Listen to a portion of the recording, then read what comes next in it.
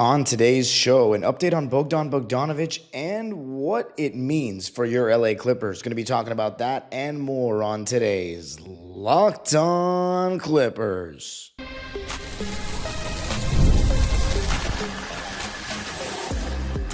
You are Locked On Clippers, your daily Los Angeles Clippers podcast, part of the Locked On Podcast Network, your team every day.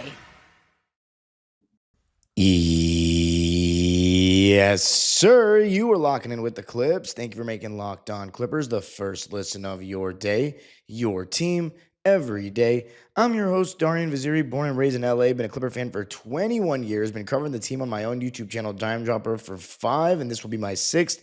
And this will also be my 4th season right here on the Locked On Podcast Network. Your team every day. Make sure you subscribe and hit the notification bell on the road to 10. I always say 10,000, 8,000 subscribers. And of course, you can listen wherever you get your podcasts. This episode is brought to you by FanDuel, America's #1 sportsbook. Head on over to FanDuel.com to download the FanDuel app today and get started.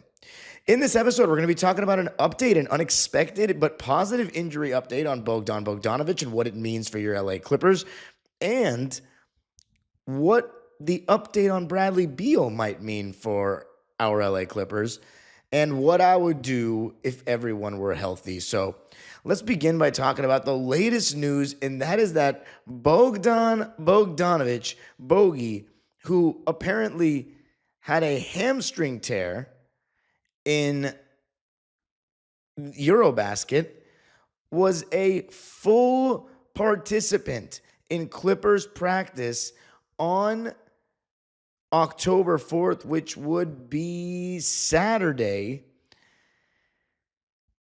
including 5-on-5 scrimmages. So it sounds like Bogey's good to go.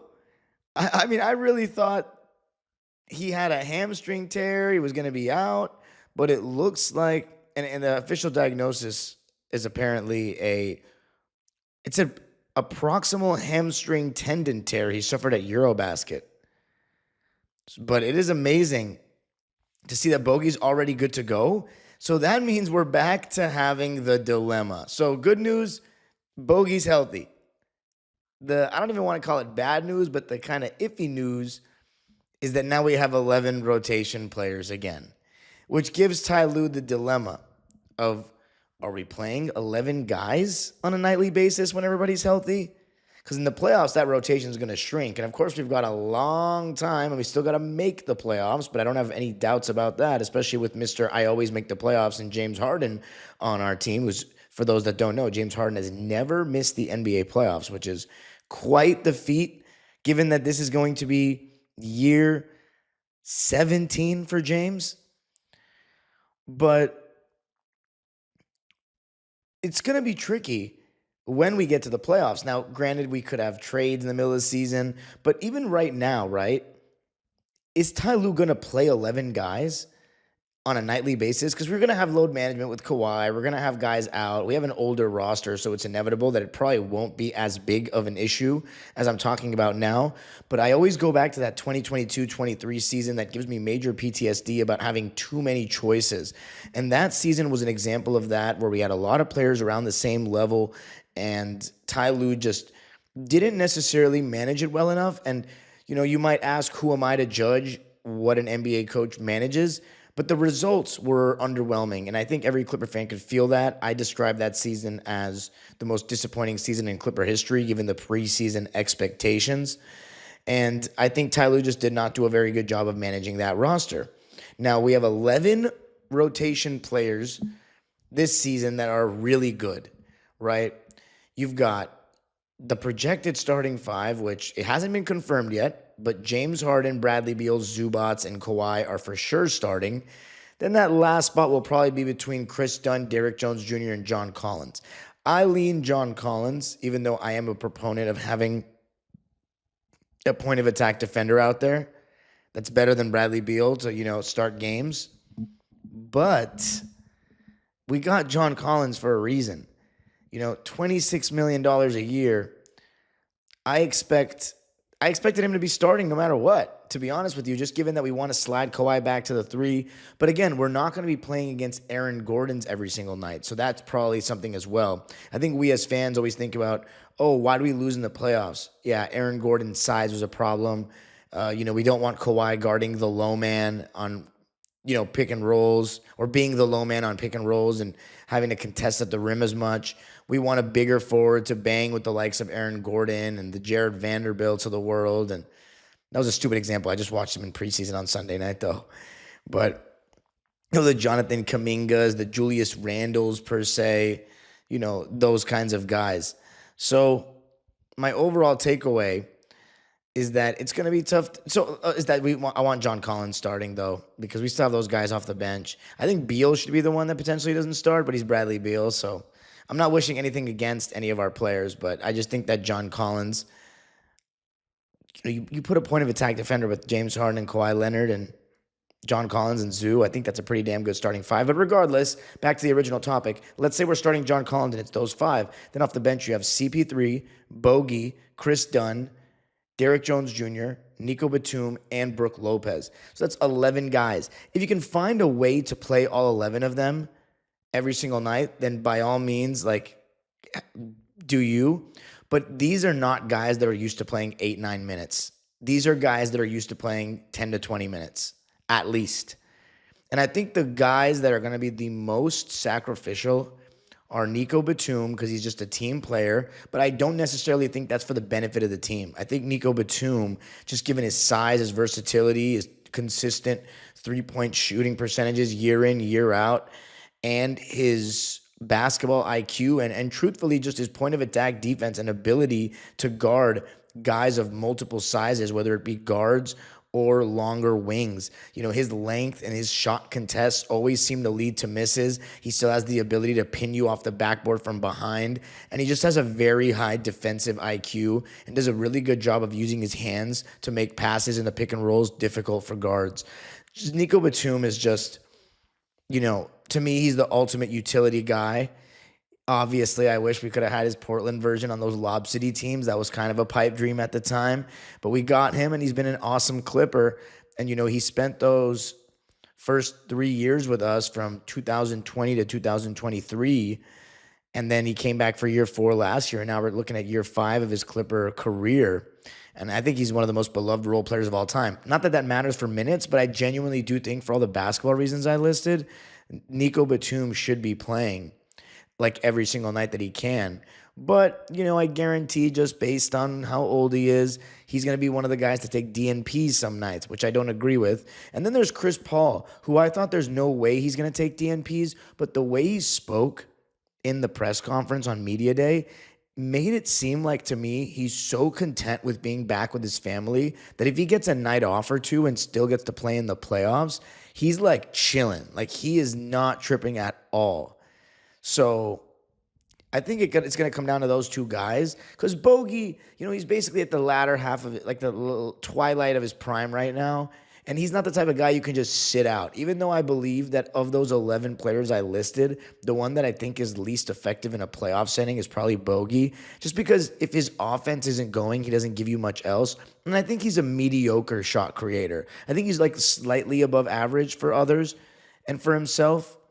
But what he's good at is that he gives you a little bit of on-ball and he can give you a little bit of off-ball offensively, and he can really shoot the ball. But when his shot's not falling, like we saw in the Denver series, he was pretty much a net negative, and he's one of the biggest reasons we lost the series. And I have nothing but love for Bogey, but he didn't perform in the series. Simple as that. And if you don't believe me, the stats are the stats, and in this case, they don't lie. 6 points a game for Bogey and just 2 assists on an abysmal 36% from the field and 29% from 3, and a lot of those were open shots. You can make the argument that our offense was stagnant and he was out of rhythm, standing around so much, but there's still 2 sides of a coin. You can say our approach wasn't good enough and our shooters get cold, but you got to be able to make big shots that you're paid the big bucks for, and Bogey did not do that. So my takeaway is it's great to be healthy again. I'm happy for Bogey, but it's on Ty Lue to manage this properly. And I think this, I'll talk about what I'm going to do later, but it's good to have Bogey back. I think, as I said, Chris Paul and Nico Batum will probably be the sacrificial lambs when it comes to on a nightly basis, because Chris Dunn, Derrick Jones Jr., Brook Lopez, these guys are going to play. But Chris Paul and Nico Batum being on the older side, and on the older side for our old team already, I think those are going to be the guys that we sacrifice or give less minutes to. But coming up, an update on Bradley Beal, and maybe not as positive of one. I got to tell you a little something about Peloton. Peloton is shaping the future of fitness with the brand new Peloton Cross-Training Tread Plus, powered by Peloton IQ. It's their most advanced equipment yet, designed to give you real-time guidance and endless ways to move, whether you're running, lifting, or cross-training with your favorite instructors. My roommate actually has a Peloton outside in our balcony. He's always getting on it, and it looks like it's great for him. This is training reimagined. Peloton is built for breakthroughs with tools that help you plan, stay motivated, and reach peak performance. So let yourself run, lift, flex, and push forward. Explore the new Peloton Cross-Training Tread Plus today at onepeloton.com.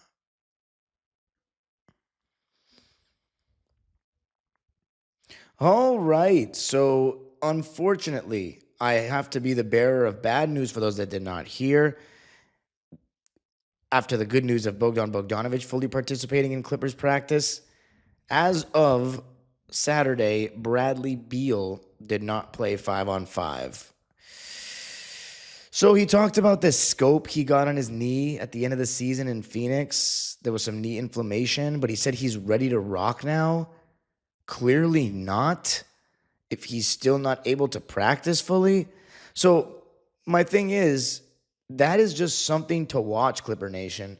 Let's see if Brad even plays that first preseason game on Thursday. Because if he's not scrimmaging in full, I mean, I don't see him ready to play on Thursday unless, he scrimmages on Monday or Tuesday and we hear about it.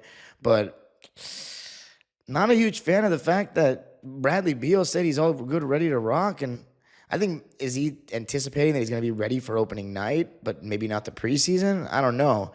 It's definitely something to monitor because Brad's going to be a big part of what we do this season, and his injuries have been a concern the last 2 years. He played 53 games in the last 2 seasons exactly.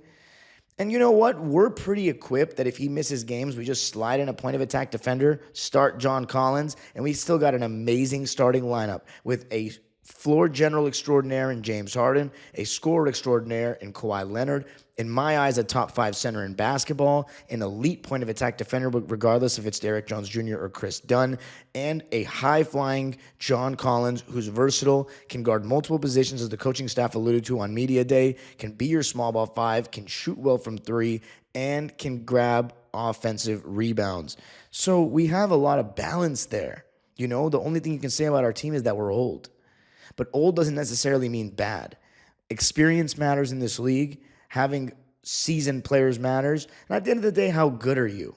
Yeah, the Washington Wizards are younger than us. They're going to get their asses kicked. We better not lose to the Wizards now after I said that. But the Beal thing is something to monitor because I'm not even saying in the season. I'm just saying right now because he said he was good to go. And, of course, you can't believe everything these guys say. But I believe that he'll be good to go by opening night. It's just a little bit questionable that we didn't hear about this knee scope till like a week or 2 ago. And he's not scrimmaging fully. And Bogey is. Like, what? I did not expect that at all. But, man, I've been seeing the pictures of Brad in Clipper jerseys or in a Clipper jersey, like, on socials. And I'm just like, wow, like Bradley Beal's on the Clippers. Like I used to watch those Wizards teams every single playoff game and root for them. Like I saw Bradley Beal play on the Wizards at Verizon Center, the one Wizards game I went to during my first cousin once removed, if you want to get technical's wedding. Went to DC with my family and we watched Bulls Wizards, and that was John Wall, 2015 season. John Wall, Bradley Beal, Paul Pierce, Nene, Gortat. 4 of those dudes ended up being Clippers. Paul Pierce, it's such a shame because I really strongly believe that if we had 2015 Paul Pierce on the 2016 Clippers, we would have beaten the Blazers even without Chris Paul or Blake. Like, and we would have still won that series. Like, that Paul Pierce was nice. Like, he was still hitting big shots. And then when he got to us, he was a corpse for 2 years. Like, the truth. Come on, man. Like, it's sick that he even donned a Clipper uniform, but, like, for his own sake, I wish he hadn't. Like, I wish he had just... Anything that Paul... Actually, you know what? That Wizards year made me think even more highly of him. So I'm not going to say that the Wizards year and the Nets year were that bad, but nah, the Clipper years were tough. And then you got Gortat, who, like, I loved on the Wizards. Like, he had really... Because I met him, too, in Phoenix when I was a kid. And he was really cool. But he was, he still had some skill. He had great touch around the basket, but he was an older version of himself, Gortat, and he wasn't a great defender. He wouldn't really deter the rim when we had him, and you could feel the noticeable difference when we got Zubats. And then, of course, John Wall. I didn't... The funny part is, John Wall is my favorite of the four, but he was probably the one I was least excited to get because I already liked, like, the guards we had off the bench in that 2022 team, like, Terrence and Luke Kennard. Like, even though we didn't have, like, a true backup point guard, we had a bunch of rotation guys. We also had Norman Powell, too. And I just felt like John Wall on the Rockets was just, like, high usage. His team was trash, and he was still putting up inefficient stats, and they weren't winning.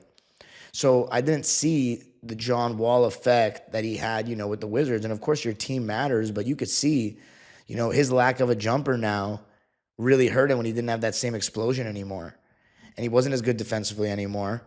And he still kind of thought he was that guy. And he wasn't that guy anymore. So his tenure was rough. So I'm saying all this to say that one of these ex-Wizards has to have a good Clipper tenure, man. Like, come on. Bradley Beal, I hope you're that dude. I really do. But coming up, going to be talking about what I'd do if I were the coach for this 11-man scenario.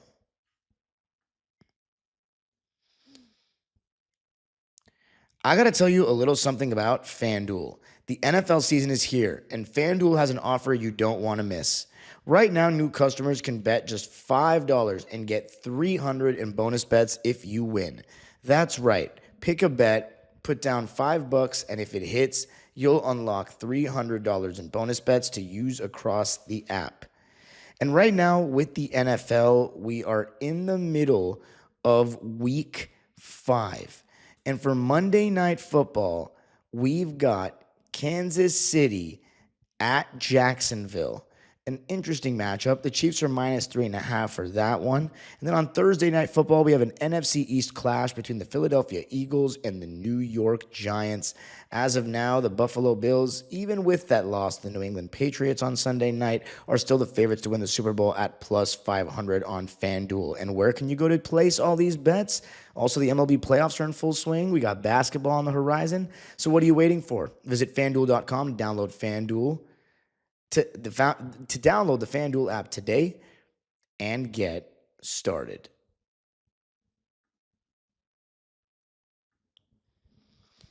All right. So what would I do if I were the coach of your LA Clippers? I don't know, man. That's why these guys get paid the big bucks. Like, to be honest with you, 11 players is hard to play in 40 minutes. For me, my starting lineup, like if it were me, I would not have Beal in there. I would have a point of attack guy and have Beal be a sixth man. But I know some people that are pro offense are like, dude, you can't not start Beal. You need the spacing. But we got John Collins now. And John Collins shoots the 3 ball at a very solid clip. Very solid clip. Last season, John Collins from 3 shot 37%. Actually, no, he shot 40% on 4 attempts. So, like, our spacing is going to be better. And we have to think, we have Kawhi Leonard from the beginning of the season. It's not going to be like last year. So I would honestly start a point of attack guy. And then off the bench, you got CP, Beal, Bogey, Nico, Derek, Chris, and Lopez. I mean, it's just so hard, man. Oh, no, I'd be starting Derek Jones or Chris Dunn. Let's say we start Derek Jones. And that'd be Chris Dunn, Chris Paul, Bogey, Lopez, Nico, and Beal. That'd be filthy. And you're just going to have to, like, I guess I would play 11 guys, but Chris Paul only plays when Harden's out. Lopez only plays, like, 17. He can play 17, 18 minutes. Then Nico will play like 14, 15 minutes. And then you go with how the game's going. If one of them's playing well, you keep them in longer. You know how it goes. But that's not realistic. That's not realistic. And would I play 11 guys? I mean, if I'm being honest, like if I were the coach, I'd be like, I don't want 11 guys. Like I would be like, nah, I'm trying to only have 10 guys. Like 11 is too many good choices. Because like it's just hard to manage. Like I don't even want to say the egos, but like dudes are used to playing. Like are they going to be in rhythm? Are we going to have guys play way below their level because they're not getting enough minutes? And I think that's what I'm saying. Nico Batum is such a safe bet because you know he can just like play 9 minutes or play 29 minutes, and he's still going to give you a big game soon. It's not like you have to worry about him losing his confidence. Like, he's just such a pro. So I think that he's going to be the guy that sacrificed the most, which I don't like necessarily. He's just so good. Like, I'm a big Batum guy. Everybody knows that. But anyway, so making it more realistic, I guess we'd have Beal, Harden, those automatic 4. I would start Collins. I just think that you got to get him engaged right away. Get John Collins in there, make Kawhi's life easier. Maybe Kawhi can get more steals, more deflections by playing closer to the perimeter and being in the gaps there instead of being the low man to help Zubats out at the rim. I think that might be beneficial. And then off the bench, now you're having to deal with... See, the point of attack thing is difficult, you know what I mean? Because both of them in the same lineup,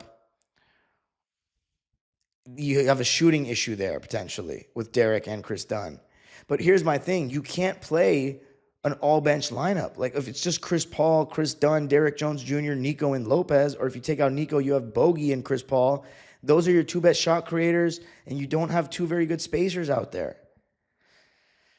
So, like, I hate to say it, but, like, is Chris Dunn going to have to be the one to sacrifice? Like, I genuinely don't know what I'd do if I'm Ty. You try to play all 11 guys, but I have a feeling that if Ty had it his way, Chris Dunn would be getting sacrificed because of his lack of offense. Like, he'd get maybe 10, 11 minutes a game.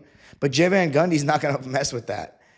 And that's what I think. One thing I'm very happy about is that Jeff Van Gundy being there or still being on the staff ensures that we have a defensive emphasis to some degree. Because he's just not going to let us become a fully offensive-minded team. Like, it's just not going to happen under him. So I love that about him. So I made an episode, I think, a month or so ago about, are we going to still be able to have our defensive identity even with all these offensive additions? And I think the answer is yes, if we play our defensive guys, though.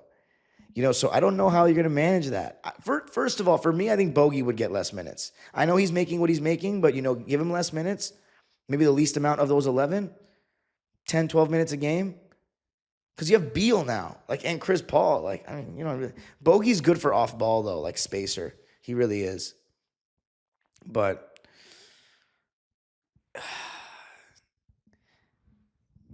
see, I don't want to say trade Bogey and get someone else because it's like we don't need anyone else. We just need roster balance. The thing is, we're going to need Bogey because it's not even going to it's going to be trivial at the end of the day because guys are going to miss games. But I do believe that when everyone's healthy, that matters. Like, having a pecking order matters. And everyone's going to say, dude, you're thinking too far into it. It's matchup dependent. It's like, bro, in the regular season, like, what matchup is Nico Batum not good for? And are you going to really tell me that you're going to give Brook Lopez DNPs in the regular season? Like, he offers too much, in my opinion. His basketball IQ, his pick and pop shooting ability that's going to make life so much easier for Chris and James. And he's a shot blocker with Zoo off the court. Like, Brook Lopez is not about to be catching DNPs, and I wouldn't DNP him. And you can't DNP Derek and Chris. Like, they're just too important to what we do on defense. So, there's no situation. I mean, you can say there's going to be some games where we don't need Chris Dunn shooting, but are we going to be able to guard? That's going to be a whole thing. Are the guys that are so offense-specific going to be able to guard? And are the guys that are so defense-specific going to be able to make shots? I think that's going to be the biggest question between this team for this team because the 11 guys thing, it just complicates things. And if Bradley Beal, hopefully he will be okay for the first game of, I don't know about preseason, but hopefully against Utah in the first game of the season. 11 guys, it's going to be very interesting to see what Ty Lue does and what the coaching staff does. So to answer what I do, I wouldn't even start Beal, to be honest. But it's so easy to say, being, sitting on the chair with a microphone and saying, I would start Beal. Like, Bradley Beal is he's Bradley Beal. He averaged 30 at one point. at 2 points, 2 different years. So it's very easy for me to say that. It's probably easier to get John Collins, who's never been a part of I was about to say he's never been a part of a winning team, but he was on the conference finals Hawks. And they've only made it to the conference finals in the Atlanta era twice, 2015 and 2021. Oh, no, actually, in the Eastern Conference Atlanta era, I'm almost positive in 1970, they made the conference finals. Yeah, and lost to the Lakers. So there's some history for you, but you can follow me on Twitter and Instagram at DimeDropperPod. Subscribe to my own YouTube channel, Dime Dropper, for even more LA Clipper, LA Sports, and NBA content. And Locked On Clippers is free and available wherever you get your podcasts, including YouTube. Make sure you subscribe and hit the notification bell so you know every single time we post a video on the road to 8,000 subscribers. And of course, you can listen wherever you get your podcasts. The age-old proverb continues, bogey's healthy, ladies and gentlemen. Go Clippers.